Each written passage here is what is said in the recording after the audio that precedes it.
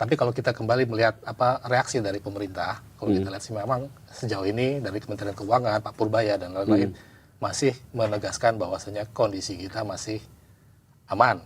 Artinya dalam artian fundamental ekonomi kita masih kuat dan pemerintah masih punya cukup bantal untuk meredam dampak-dampak yang terjadi. Tapi di sini kalau saya sih lebih menekan bahwasanya kenaikan itu kecil atau besar udah pasti ada dampaknya. Nah, dan tentunya kalau ketika sudah 18.000 dan kita nggak tahu sampai ke berapa lagi, tentunya dampaknya akan semakin besar, khususnya ke dunia usaha dan pada akhirnya balik ke sistem, ke ekonomi dan dirasakan oleh masyarakat pada umumnya itu.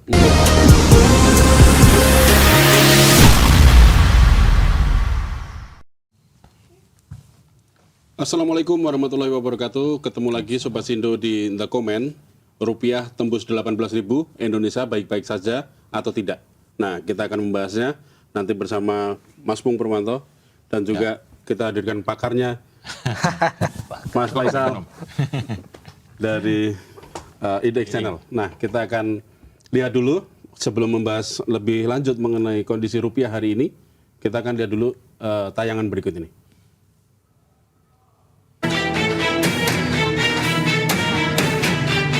Menteri Keuangan Republik Indonesia Purbaya Yudi Sadewa angkat suara terkait pelemahan nilai tukar rupiah terhadap dolar Amerika Serikat yang mencapai Rp18.000 per dolar Amerika.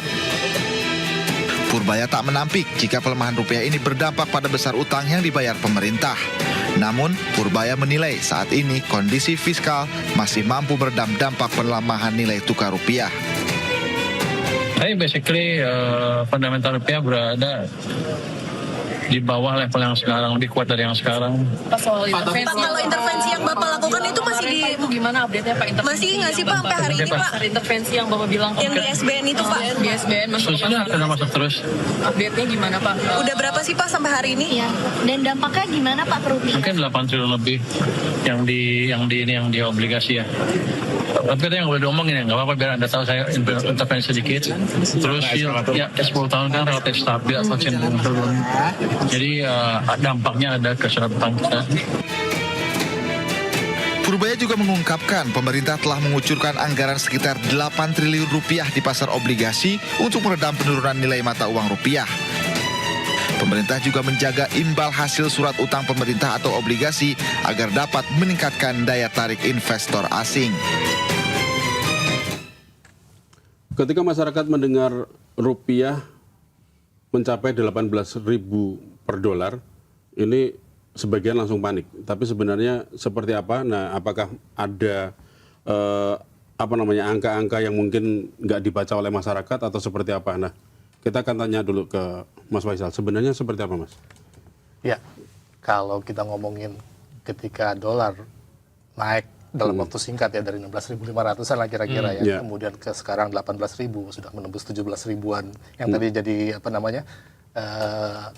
kurs yang dari titik psikologis gitu kan. Titik psikologis lagi. Memang ya patut untuk sebagian masyarakat kemudian mulai khawatir, khususnya mungkin dari pelaku usaha ya, karena memang mereka akan langsung terdampak, khususnya para importir maupun eksportir seperti itu. Nah, kemudian tapi kalau kita kembali melihat reaksi dari pemerintah, kalau kita lihat sih memang sejauh ini dari Kementerian Keuangan, Pak Purbaya dan lain-lain masih menegaskan bahwasanya kondisi kita masih aman. Artinya dalam artian fundamental ekonomi kita masih kuat dan pemerintah masih punya cukup bantal untuk meredam dampak-dampak yang terjadi. Tapi di sini kalau saya sih lebih menekan bahwasanya kenaikan itu kecil atau besar udah pasti ada dampaknya. Nah, dan tentunya kalau ketika sudah 18.000 dan kita nggak tahu sampai ke berapa lagi, tentunya dampaknya akan semakin besar, khususnya ke dunia usaha dan pada akhirnya balik ke sistem, ke ekonomi dan dirasakan oleh masyarakat pada umumnya itu. Kalau memang berdampak berarti ada dalam tanda kutip ancaman terhadap atau mungkin bisa disebut ini sebagai sinyal bahaya bagi ekonomi Indonesia. Ya, kalau saya lihat sih yang pasti ya ketika kurs rupiah itu melemah, itu jelas akan ke inflasi. Yang pasti salah satunya gitu loh. inflasi karena banyak barang-barang kita seperti kita harus akuin ya masih Impor. diimpor, betul sekali Mas ya kan. Iya. Kalau kita ngomongin Iya. ya mulai dari bahan bakar ataupun turunannya ketika kan petrokimia, Iya. plastik aja sekarang udah tinggi kan gitu Iya, lihat iya. gitu kan, udah Iya. pasti dirasakan masyarakat gitu. Iya. Obat-obatan, bahan bakunya dan lain-lain gitu. Iya. Dan di hal itu ya harusnya sih memang sudah direspon. Dan kita lihat sih sekarang BI pun pemerintah sudah mulai merespon itu dengan melakukan intervensi Ya. yang sudah Intervensi yang- sudah sangat jelas lah mereka bahwasanya kita akan menjaga gitu seperti itu. Oke. Nah, yang langkah kita akan menjaga itu tadi, konon katanya ada yang dalam tanda kutip membakar uang untuk ini tadi kan juga disebut bahwa pemerintah menggelontorkan sekian triliun untuk menahan pelemahan rupiah ini.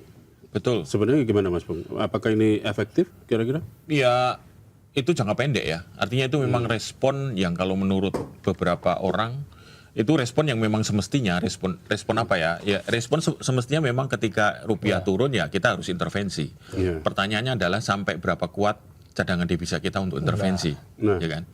Itu pasti ada batasnya. Nah, intervensi itu kan sesuatu yang dilakukan sementara sambil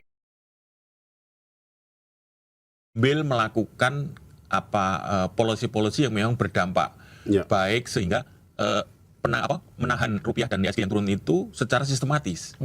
Nah, makanya kuncinya adalah sekarang bagaimana elit kita yang bertanggung jawab atas moneter dan fiskal dan pasar keuangan itu bisa duduk bareng gitu. Oke. Nggak mungkin ini diselesaikan oleh Pak Purbaya sendiri, Pak Ferry Warjio sendiri, atau di pasar keuangan ada BEI sendiri, pengawasnya OJK. Nggak mungkin itu diselesaikan masing-masing. Iya. Karena ini sudah double ya. Ya. Istilahnya loh double impact. Rupiah turun, IHSG turun. Ya, Ya kan? IHSG posisi sampai sekarang posisi di bawah masih di bawah 6.000. Di bawah 5.000 sekarang itu udah Ya, 5.000. Ini kalau terus-menerus dibiarkan, 600. tidak ada upaya yang sistematis ya. Tadi kita balik, elit-elit itu harus segera berkumpul untuk mengkoordinasikan kebijakan apa yang tepat untuk mengantisipasi ini. Jangan sampai lama-lama ini. Nah, Kita nggak ngerti ya betul. Mas Faisal sampai seberapa kuat kita menahan ini gitu ya. Karena situasi global unpredictable. Sangat. Ya. Terus kemudian kepercayaan asing Iya. kepada kita di titik terendah atau enggak, atau bisa lebih rendah lagi. Karena kemarin Moody's ya, terus nanti MSCI Iya, betul. memberi rating. Itu kan dana asing itu kan sangat berpengaruh besar di kita ya. Betul. Langsung Untuk tuh terasa tuh di pasar modal sekarang. Pasar gitu kan. modal, Dan kemudian sih memang, rupiah, betul. itu kan akhirnya rupiah kita keluar, ya kan? Akhirnya banyak membeli dolar atau mata uang lain. Iya. Karena kemarin kalau nggak salah datanya, sebenarnya dolar itu di mata uang terhadap mata uang Eropa dan lain-lain itu juga biasa aja. Nah, itu yang mau saya tanyakan juga. yang terjadi adalah bukan dolar yang menguat, tapi rupiah yang melemah, gitu Rupiah ya. yang melemah, betul. Karena kita Dolar sebenarnya melemah, posisinya biasa aja. kita juga melemah terhadap Iya. dolar Singapura deh, cek. Bahkan Ya, dolar sempat Singapura kita sampai 14.000. 14.000. Ya. Itu belum pernah terjadi, saya pikir. Ya, dulu Terus terhadap ringgit Malaysia, Juga sama. makanya orang Malaysia juga lemah banyak juga. piknik ke sini sekarang. Karena dapat duit banyak kalau pakai ringgit gitu.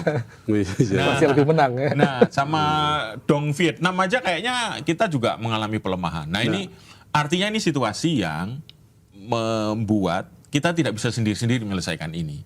Harus ada teknokrat-teknokrat ekonomi yang jago-jago itu harus kumpul, harus berkoordinasi, mengeluarkan ego masing-masing, duduk bersama demi rakyat Indonesia gitu. Oke.